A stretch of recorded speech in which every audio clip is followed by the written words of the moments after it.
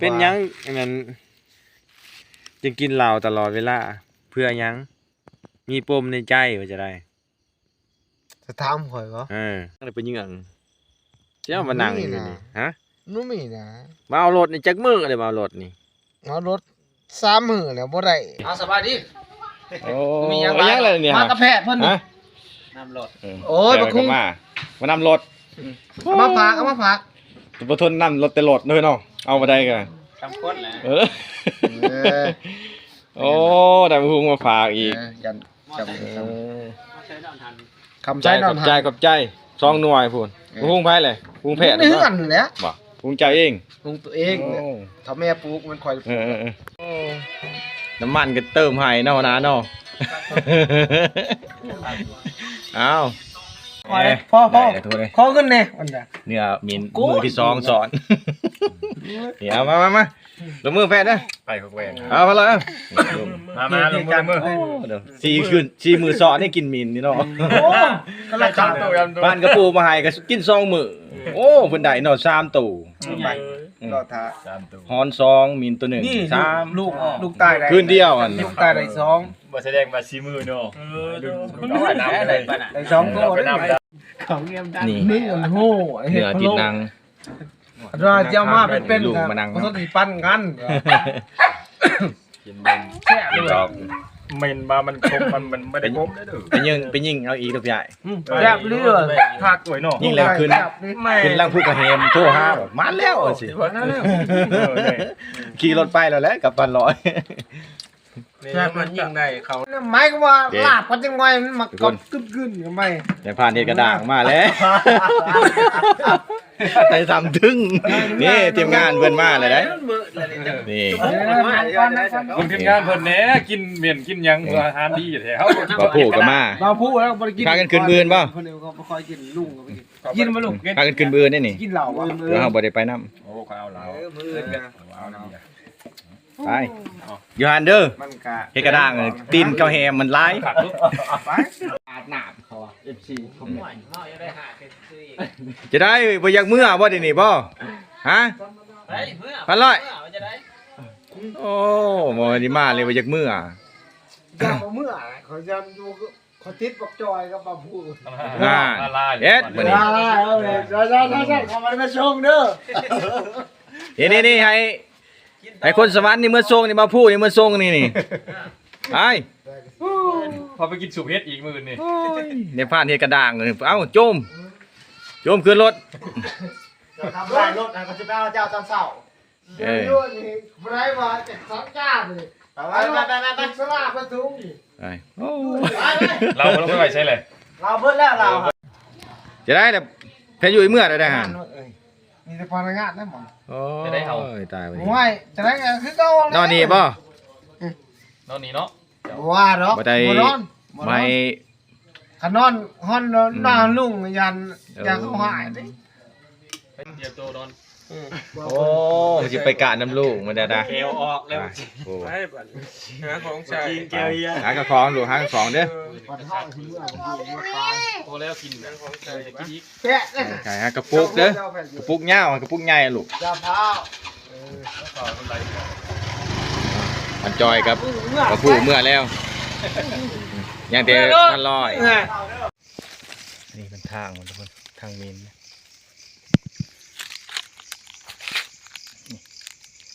เอาลอดบุญเลยที่ดังนักอยู่นี่แหละนั่งอยู่นี่แหละทุกคนว่าตอนนี้ก็เวลาประมาณ11-12 โมงเลยประมาณตี 1น่าจะมานะ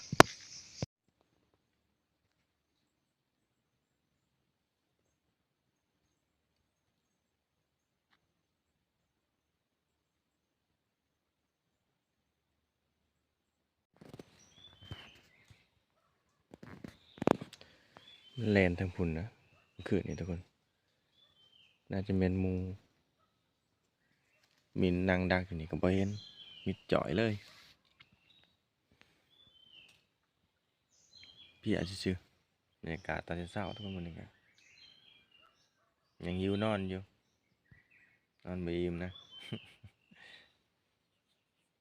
โอ้ยมาสินอน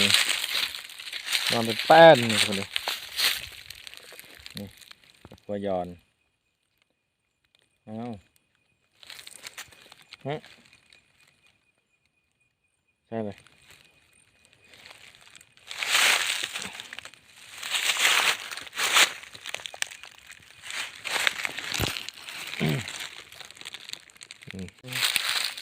ไม่ได้โตซ้ำหนีแล้วทุกคนเลยบ่ใหญ่ปานใดนี่กระป๋อม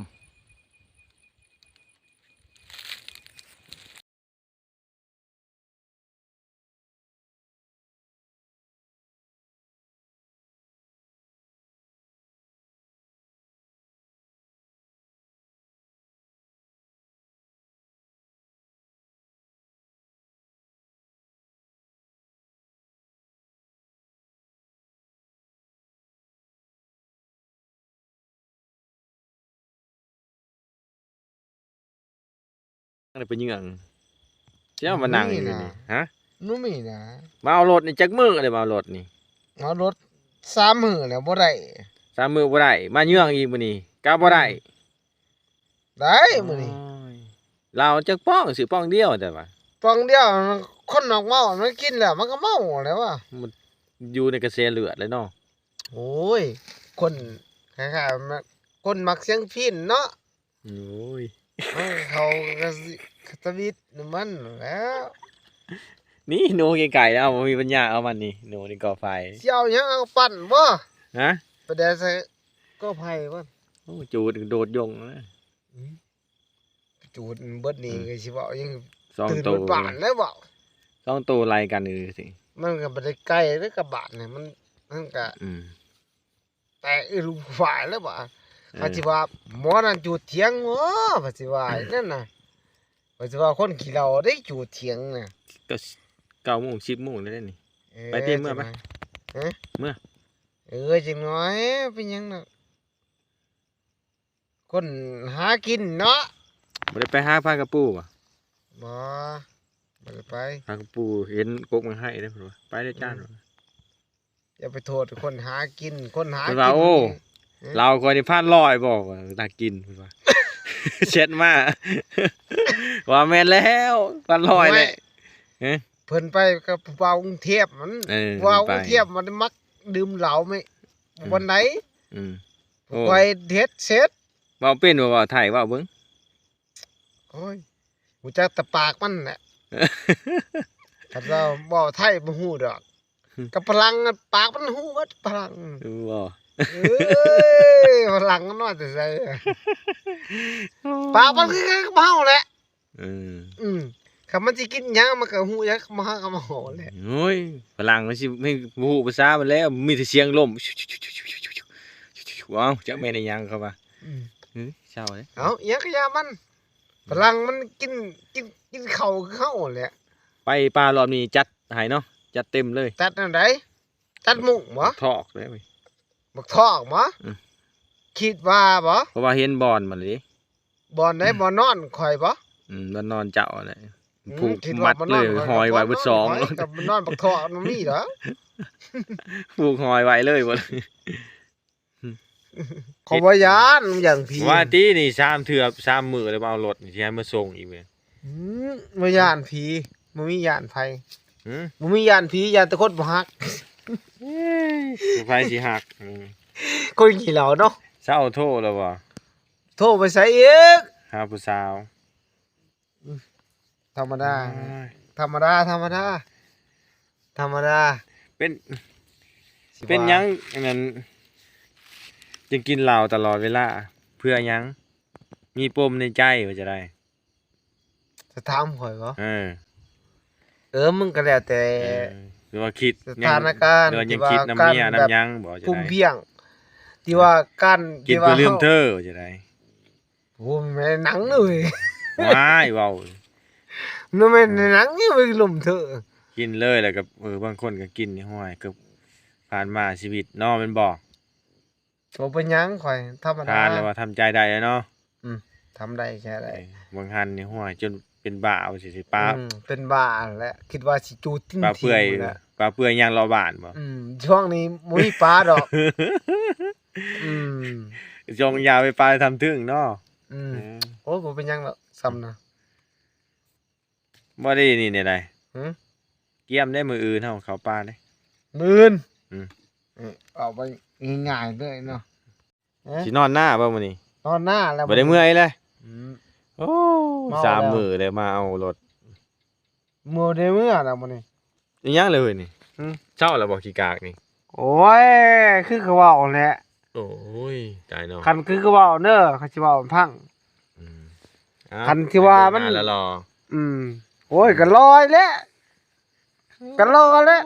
มีไผเว้าดอกให้รอเองเนาะไป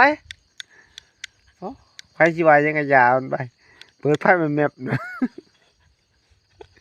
อย่าหัวนะโอ้แล้วคนมันรอมันก็รอมันเบิดเพราะว่าขี่รถได้นะจำนี้นะเฮ็ดมื้อเต็มหม้อนี่ลงซาวบ่อยู่ก็ยังบ่ได้เด้อเว้ยบ่ได้อยู่นำเฮาเลยนี่มันแม่นว่าแอบมากเฮาบ่จักตัวนี้ตัวที่คิดไว้ในกะยามันเฮาขี่รถบ่ได้เฮาบ่แม่นตุ๊ดเด้อบ่อยู่เฮาขี่รถบ่ได้เฮาสิตายแล้วมื้อนี้เฮาเมาว่าหยังวะโอ้3 มื้อได้มาเอารถนี่บ่ได้จักบ่ได้แล้วเขาเมาก็เมากินเหล้ามันก็เมาเจ้าเด้อบ่แม่นตุ๊ดเด้อยังกะยามัน3 มื้อแล้วมารถนี่บ่ได้แล้วงานตอนนี้บ่ได้ได้บ่เครียดนั่นสิได้เครียดได้หยังได้แต่เขาเครียดซั่นติได้เบิ่งท่านได้เบิ่งเจ้าของซะเด้อนี่ฮะวันนี้ได้เครียดได้เชื่องไว้โอ้ยใช่ได้ยังโอ้ได้บ่มีปุ๋ยอิงโอ้ยได้เครียดตัวนี้บ่มีหยังดอกมีแต่ว่าซื้อเอาก็ได้นี่ตะกอนนี่กระป๋อมได้อยู่ได้กระป๋อมเพิ่นได้หลายเด้กระป๋อมเพิ่นของแท้นี่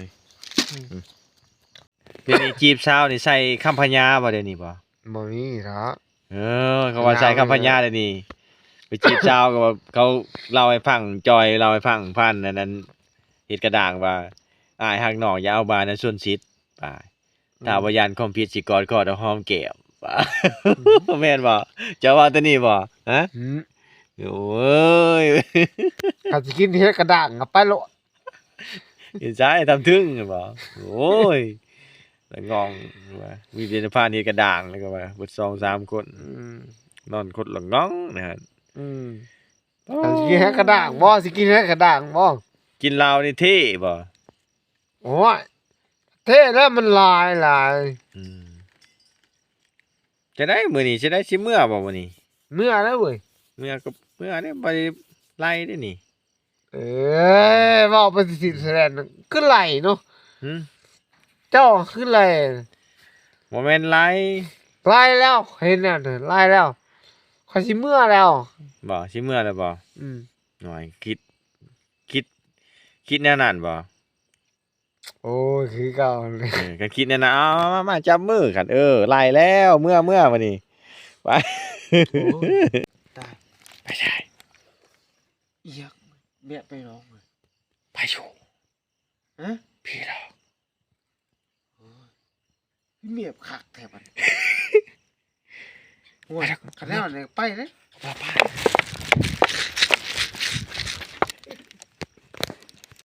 เมื่อแล้วบ่เมื่อแล้วบ่ได้น้ำได้บัดนี้ไปเด้อเห็นบ่บัดนี้ไปก่อนโอ้ยเช้าได้3 มื้อว้าวก็บ่แล้วห่อสิเทื่อรถนี่สิบ่นำเอาเนาะเคยโอ้ยเช้ารถนอนค้างไว้แล้วไปเมื่อไปนี่กี่เตียบเรื่องนี้มันได้ไปเขียดตัวเดียวไปสิเขียดใหญ่ใกล้ชิวไปยังกระยามันต่อไปเก็บตัวเดียวก็กินมึงเก่าแหละอันนี้ตัวน้อยๆนั่นเฮ้ยกระจอกแท้ไปตั้งกระจอกเนาะที่เราว่าแล้วกระจอกตอนนี้ไปแล้ว